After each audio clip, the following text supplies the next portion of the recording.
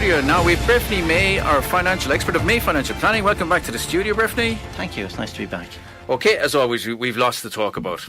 It's every month, and we've a number of issues we want to hit on here. We've heard about the Grec exit, first of all.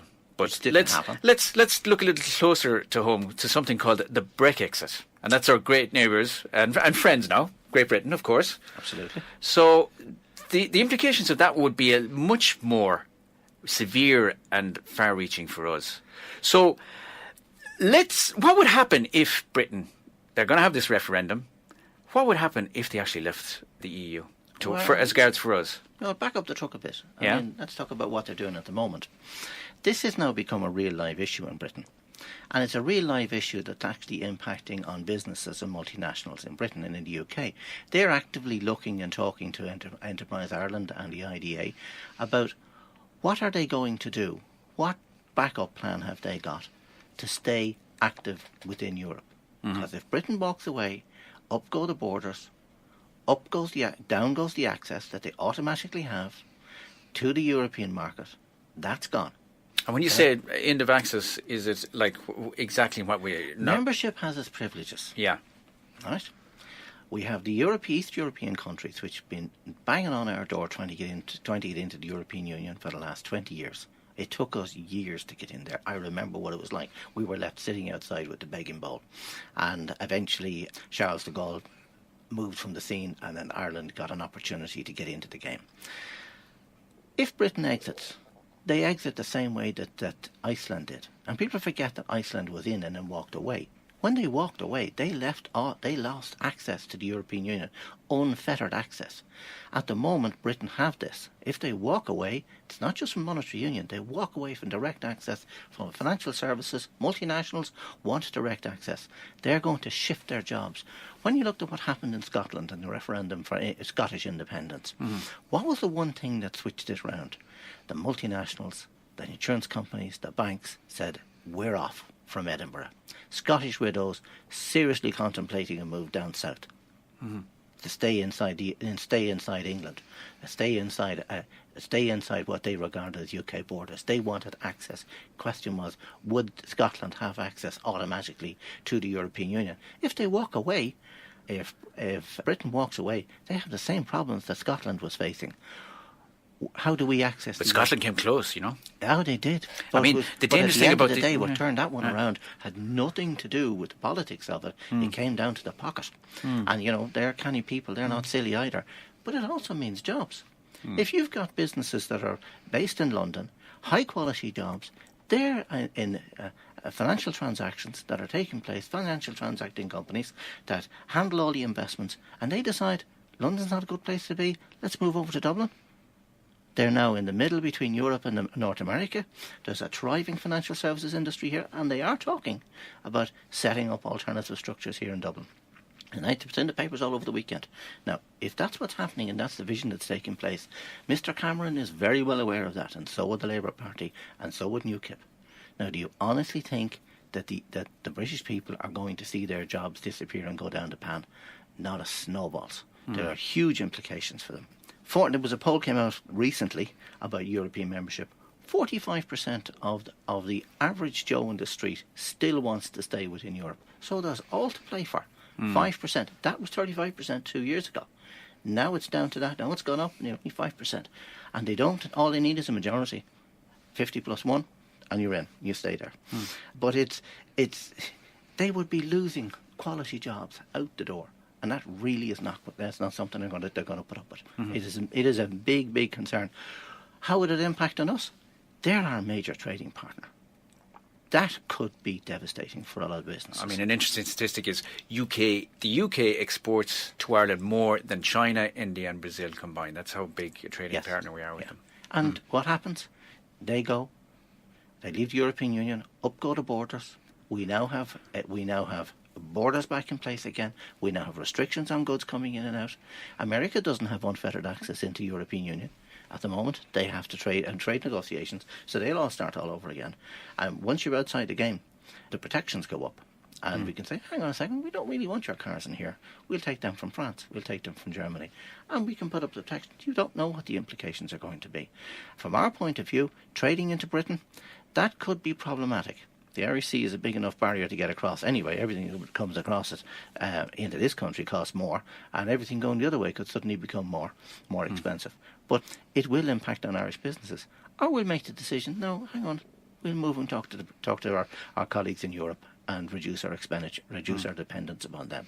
There's a lot to play for here. Mm-hmm. Okay. All right, let's turn to domestic matters and our two pillar banks, shall we say. They're releasing end-of-year results. Let's say we've our Bank of Ireland and EIB. Let's call them our good prodigal son and our bad prodigal son, because they're both prodigal sons, really, at this stage. So the good one last week, or the better one, the best of a bad lot, released their results, and 920 million pre-tax profits. They say 9 out of 10 homeowners, they're restructuring arrangements as regards mortgage arrears. It seems positive. It seems positive. It is positive. It also is positive, and it has to be positive. They have a brief, get yourselves ready for sale. The Minister for the Bank of Ireland, yeah? The Bank of Ireland and AIB have been told, get yourselves ready for sale.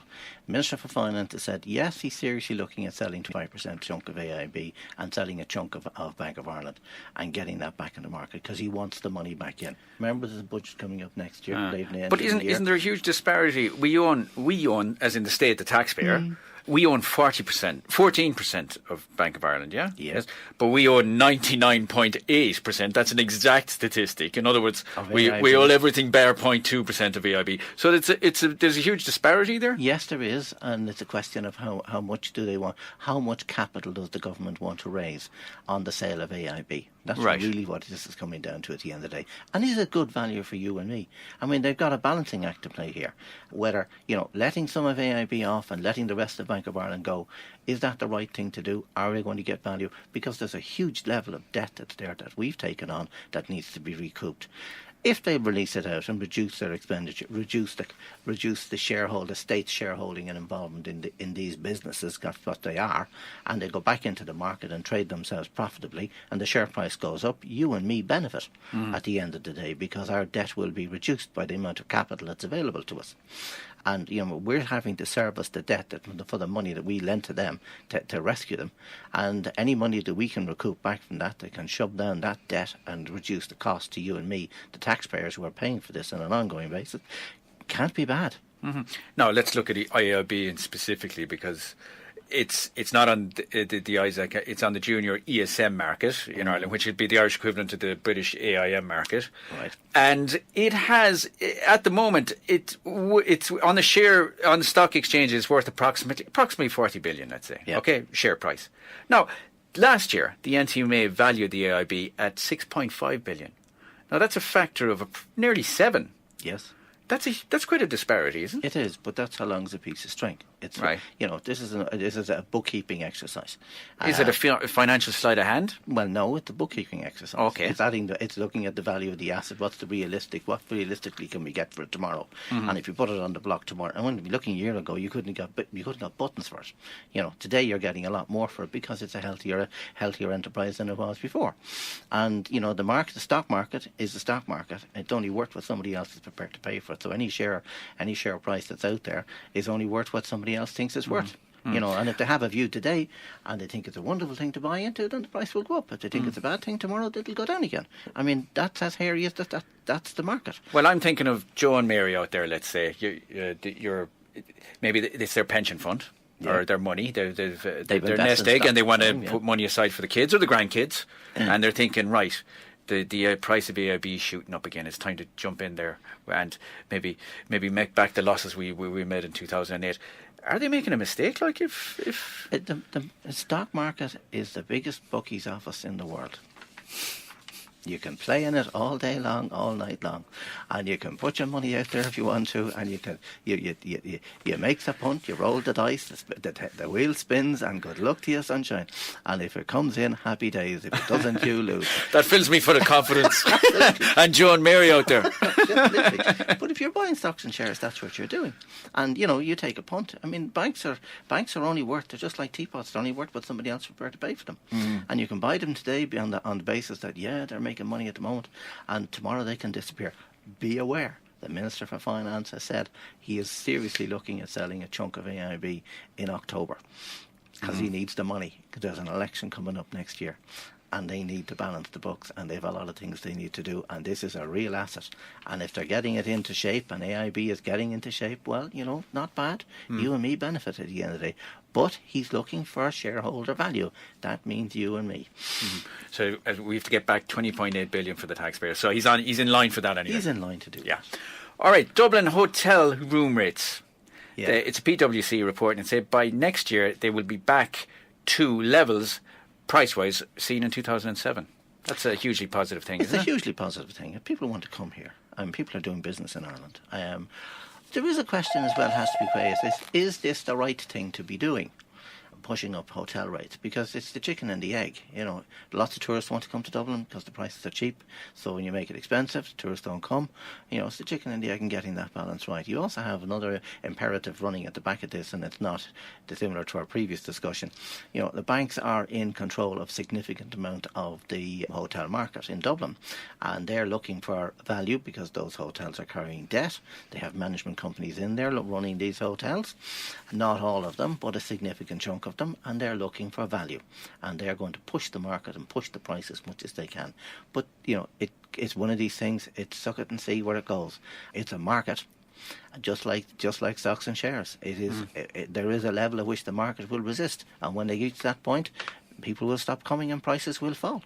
And trying to get that balance right. And we're coming off of a very low price, which made us very competitive over the last couple of years. Great place to come to Dublin. Nice cheap weekend, lovely people to meet. But if you make it too expensive, they won't be here. Now, quickly moving on, Willie Penrose and the Labour Party in general came out after their party conference at the weekend. The Irish bankruptcy law. They want to maybe reduce it from 3 years to 1. It's reached a stage where they say the banks, they're pulling out of deals, mortgage deals, and it's now you see it, now you don't. So. Do you think it's a good thing? Maybe we could copy the English style and maybe just get people who are disconnected from the economy now, get them back involved again. The English process is built over many, many years and doesn't have the level of pressure that we have within our economy. They don't have the level of people with vast numbers of debt, teetering on the edge of bankruptcy and unable to cope. We have a major problem that's particular to Ireland. The problem with the system at the moment is not the bankruptcy laws.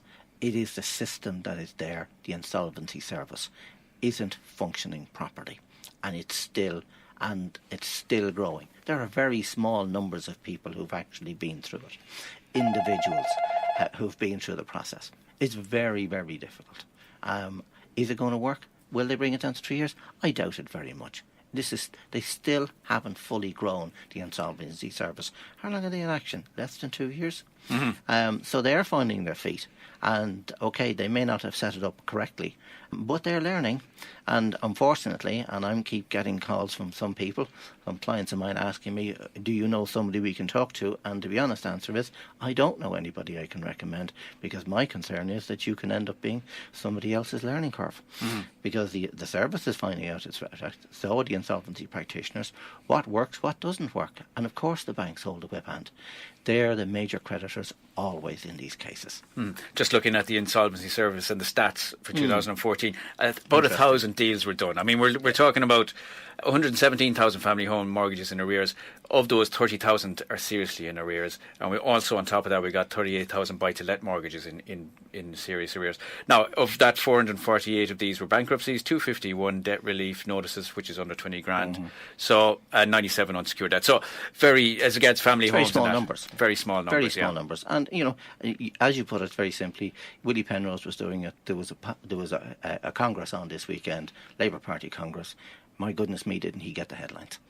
So basically, this is political sabre rattling. Yeah. And do you think it'll come to anything, no? I don't think so. Right. I think it's in the early days yet. Why would you take a process that hasn't developed itself yet properly? Why would you take that and grow it and change something that you haven't even proved as whether it's working or not? And that's part of the problem. So now, there's a particular issue that you want to cover, and that's the illness. Yes. Self-employed and illness. It's not just self-employed. The nightmare of any self-employed person. It's a nightmare of self-employed people, yes, but it applies to everybody else. Unfortunately, in this country, we're not unique, but 90% of people that I meet, their wealth is based on their income and their capacity to earn. And the day that you get sick and cannot go to work, that's when your wealth stops. The bills keep coming in the door, the kids have to be fed, everything that you do has to be paid for. And if there is no safety net in place, then you're in trouble. A friend of mine, I've known him since he was 8. On the 8th of December, this guy did everything right. Cycled everywhere, ate all the right stuff, walked, didn't ever smoke, never drank. And he wasn't feeling too great. He's in his late 50s, running a temperature, went home. 5 o'clock in the evening he was at home in bed and he was in agony. By 7 o'clock he was in the hospital, and by 9 o'clock they were telling him, you're having a life-changing operation. I hope you survive it. Mm-hmm. He went back to work last week. Now that punched a hole in his income. There was nothing coming in because he's self-employed. The same thing applies to anybody who's on PAYE. If your employer is not in a position to carry you on salary until you recover, or maybe you never come back to work. And I heard a story yesterday on the radio, they were talking about spinal injuries. About 800 people a year end up in the spinal injuries units across the country, falling off, knocked off bicycles, running around the country. This isn't just an isolated incident. It's not something I'm just talking about for the sake of talking about it. This can suddenly become real in everybody's household. And what I'm recommending to people to do is to take this seriously. Consider, right now, you are not going home tonight. You are going to hospital. How does that impact on your family financially? Will you have an income? Will you pay your mortgage? Where are the groceries going to be paid from? And how will you pay for the hospital care? And assume that this is going to carry on for 9 months. What will that do for you? And if the answer to that question is, I don't know, or Breffni, stop asking me, then you need to take this seriously and talk to a financial advisor like myself. Just to make sure that your family is not going to have a financial problem. Because believe me, in a twinkle of an eye, your world can change. A man in a white coat with a stethoscope round his neck can sit down in front of you and say, Porrick, I have news for you. And that news is not great. And then your world changes.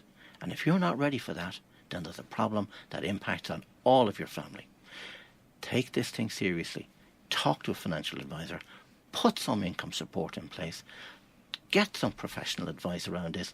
Don't leave it to mishap. And don't just assume because you have medical insurance, VHI or Bupa or Aviva, whatever cover you've got, that will cover you. Take this thing seriously. If you are in PAYE, you have to remember that if you get sick tomorrow morning, you are now on an income of $230 a week. That's it. Nothing else over and above that from the state. You're on your own.